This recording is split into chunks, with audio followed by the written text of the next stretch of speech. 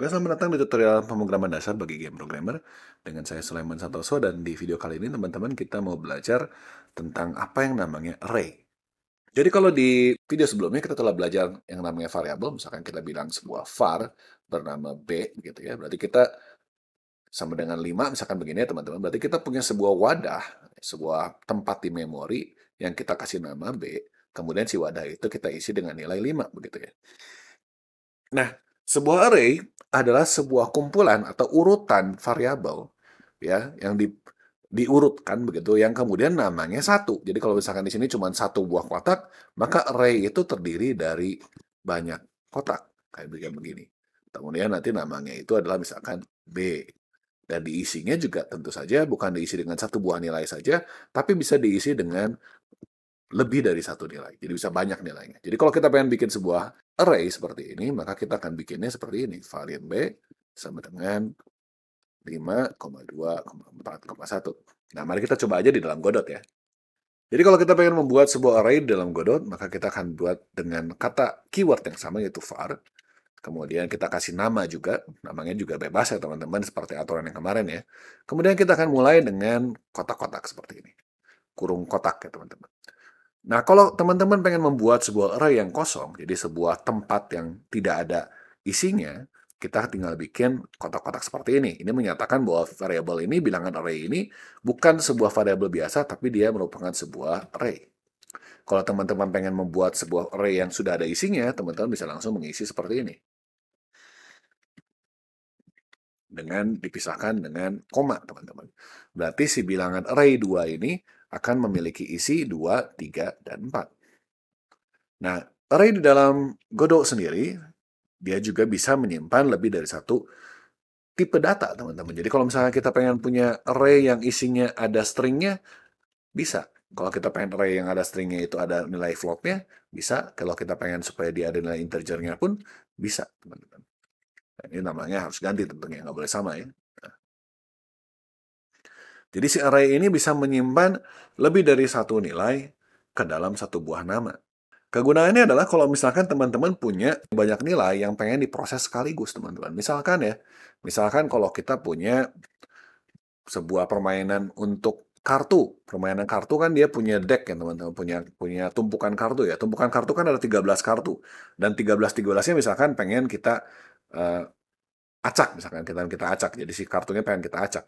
Nah, kalau misalkan kita bikinnya pakai variabel satu persatu, variabel kartu 1, kartu 2, kartu 3, kartu 4, kartu 5, sampai kartu ke 52, begitu, maka untuk kita nanti mengacak si kartu itu kan jadi susah, teman-teman, karena tidak ada urutannya. Tapi kalau di sini, kalau kita menggunakan array, kita bisa menyimpan semua kartu tersebut nanti ke dalam satu buah array seperti ini. Nanti array-nya yang bisa kita atik-atik. Gitu. Karena sebenarnya teman-teman di dalam array, ketika kita menyimpan nilai seperti ini, nilai ini itu nggak cuma disimpan seperti ini, tapi dia punya urutannya, teman-teman. Jadi kalau kita punya bilangan array 2, misalkan yang ini ya. Kita punya bilangan array 2, misalkan. Nah, ini namanya bilangan array 2. Kemudian kita punya tadi 2, 3, dan 4 ya. 2, 3, dan 4, kita punya nilai 2, 3, dan 4. Maka dia bukan cuma sekedar bisa menyimpan si bilangan tersebut, tapi bilangan tersebut itu disimpannya di satu buah indeks tertentu. Jadi dia ada urutannya, teman-teman. Jadi bilangan yang pertama akan terdapat dalam urutan ke-0, bilangan yang kedua akan terdapat dalam urutan ke-1, dan bilangan keempat ini yang ketiga ini akan berada di urutan yang kedua. Jadi ketika kita menyimpan sebuah nilai ke dalam array, si nilai tersebut itu akan disimpan dalam bentuk urutan. Sehingga teman-teman kalau misalnya kita punya array seperti ini ya, misalnya kita punya array yang bilangan array seperti ini nih yang ini. Kalau kita tampilin teman-teman, kalau misalnya kita pengen menggunakan dia sebagai variabel, kita bisa panggilnya seperti ini. Misalkan ya, saya pengen tampilkan dia ke label 2 ya. Label 2 titik text adalah sama dengan bilangan array kedua. Nah, kalau kita langsung seperti ini, artinya kita memasukkan array kita ke teks ini.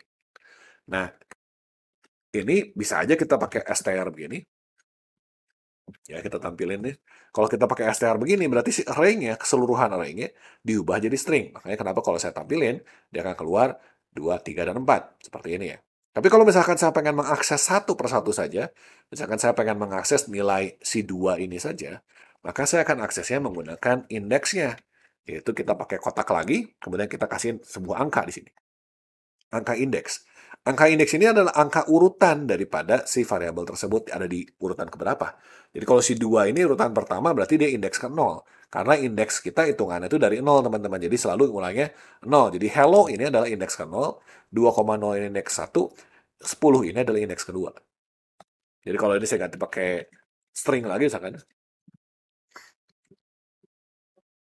Maka si dunia itu adalah indeks ke-1, hello adalah indeks ke-0, apa kabar adalah indeks ke-2 gitu ya. Oke, jadi kalau saya punya bilangan array 2 ke 0, ya, bilangan array kedua ke 0, berarti isinya yang 2 ini ya. Kalau kita tampilkan, dia akan isinya hanya yang ke 0 saja. Misalkan ini saya ganti jadi kedua gitu ya, maka kita akan dapatkan dia mengeluarkan nilai 4. Nah, ini teman-teman juga sebenarnya kalau kita lebih daripada itu, misalnya kita ke 4, kan tidak ada yang keempat ya, maka nanti si Godot akan bilang ada kesalahan di sini. Ya. Invalid get index keempat on base array. Jadi dia bilang bahwa array-nya itu tidak punya indeks keempat. Tidak ada bilangan keempat. Dia cuma ada bilangan ke 0, 1, 2. Gitu ya. Oke. Jadi itu adalah caranya kita bisa menampilkan atau menggunakan sebuah array dan anggota-anggotanya gitu ya.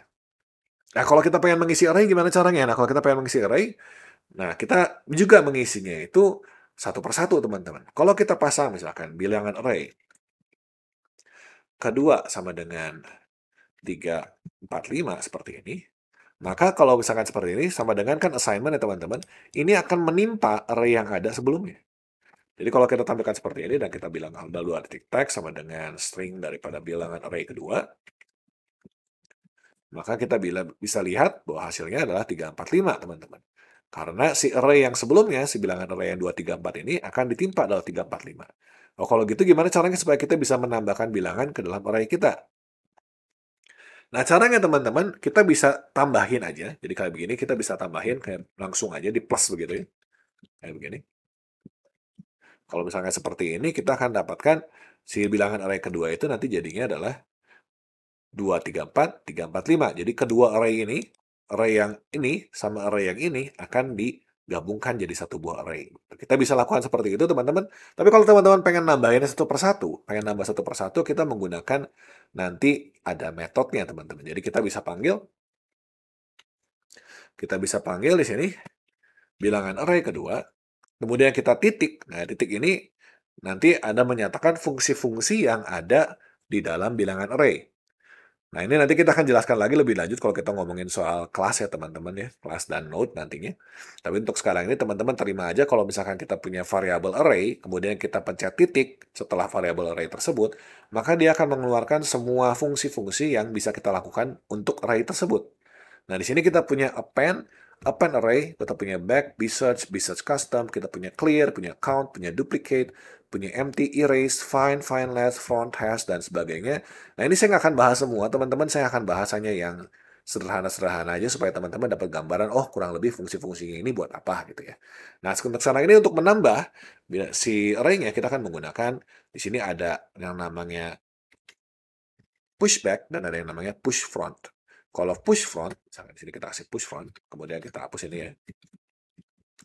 Push front itu menambahkan sebuah bilangan di depan dari array kita. Jadi kalau kita punya array 2, 3, 4, saya tambahkan 1, maka akan tampilkan di sini, kita akan punya 1, 2, 3, 4. Nah, kalau pengen ditambah di belakang gimana? Kalau pengen tambah belakang, kita bilangan array kedua, kemudian kita push back.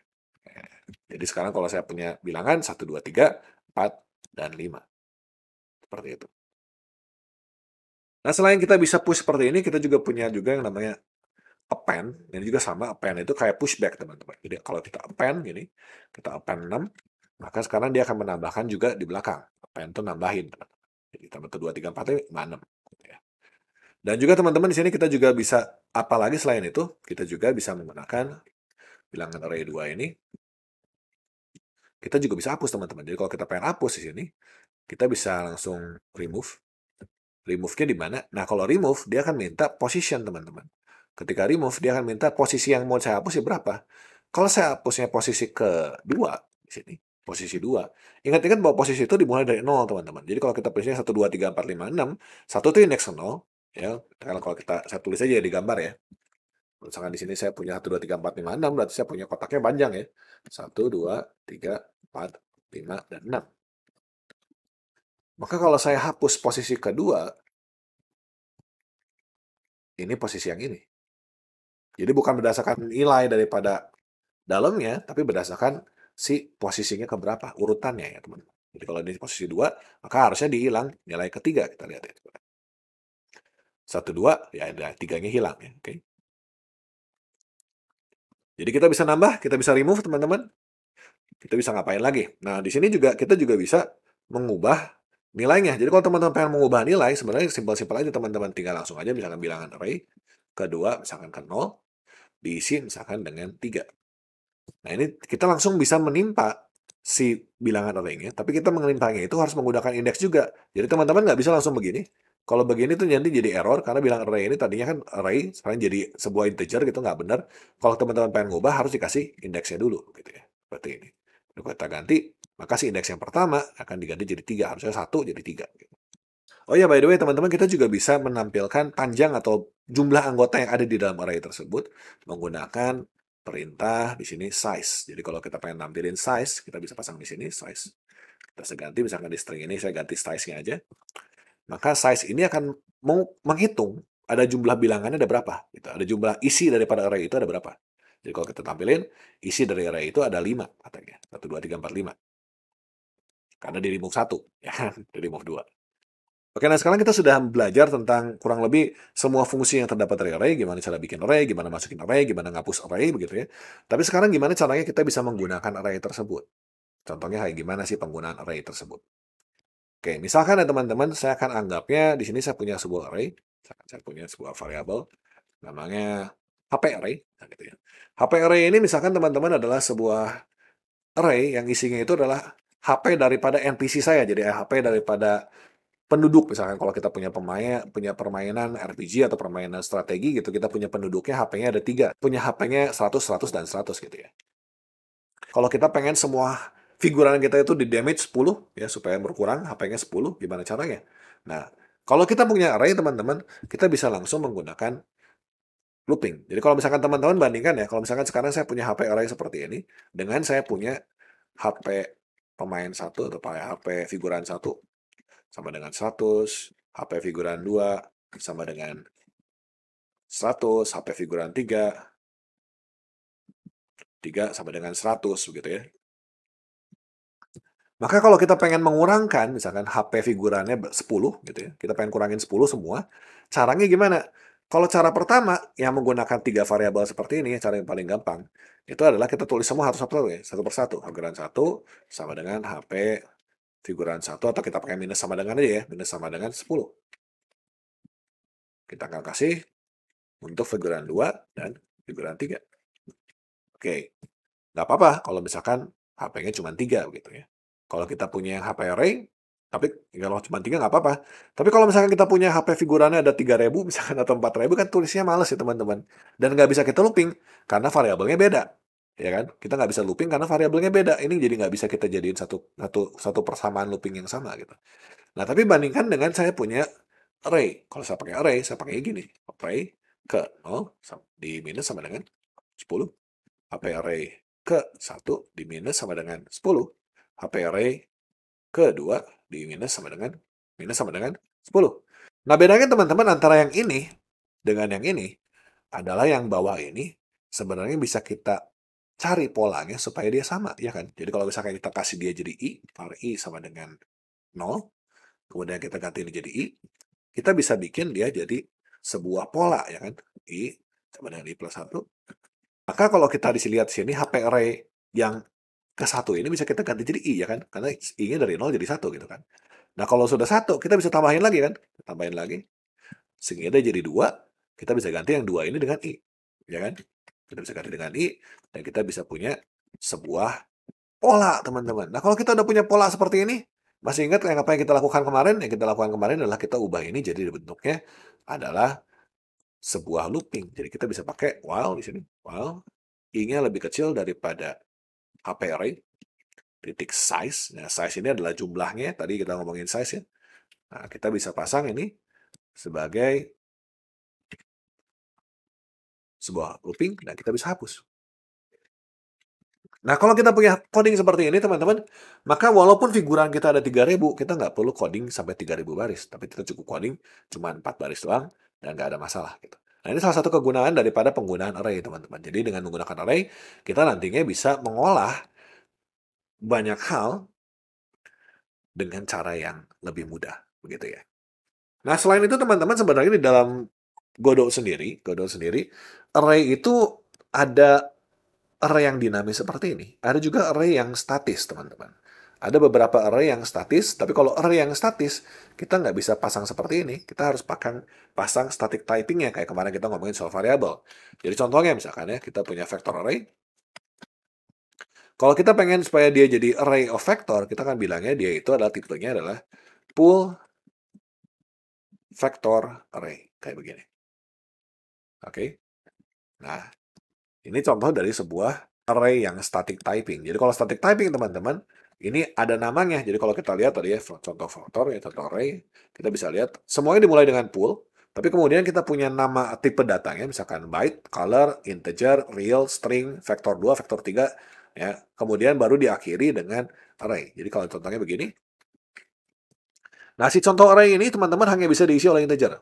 Vektor array ini hanya bisa diisi oleh vektor 2. Begitu ya. Jadi di sini kalau teman-teman pengen memaksa supaya array-nya itu isinya satu tipe saja, contohnya kayak begini dengan static typing.